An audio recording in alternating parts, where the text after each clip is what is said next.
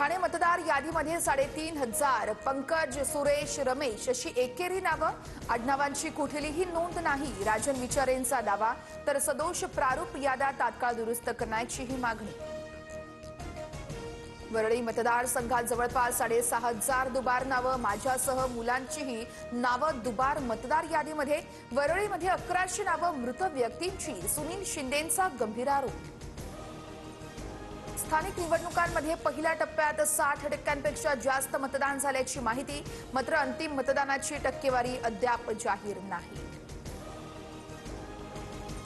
कामठीमध्ये bogus मतदानावरून राजकारण तापलं. सुनील अग्रवाल यांच्या फार्म हाऊसवरती भरारी पथकाची धाड.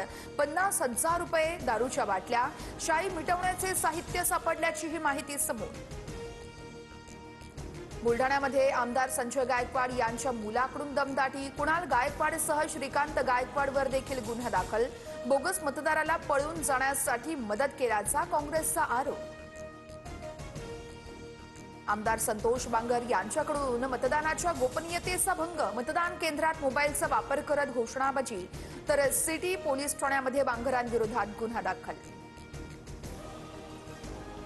महाडमध्ये भरत गोगावले आणि तटकरेंच्या समर्थकांमध्ये राडा. रिव्हॉल्व्हर दाखवल्याचा गोगावलेंच्या मुलाचा आरोप. तुफान हाणामारी दरम्यान वाहनांचीही तोडफोड. राज ठाकरे आज संजय राऊतांची भेट घेणार. राज ठाकरे भांडूपमधील निवासस्थानी जाऊन संजय राऊतांच्या तब्येतीची विचारपूस करणार. मराठी शाळा भाषेचा मुद्दा ठाकरेंच्या सेनेच्या जाहीरनाम्यात असणार. मराठी अभ्यास केंद्राला उद्धव ठाकरेंचं आश्वासन.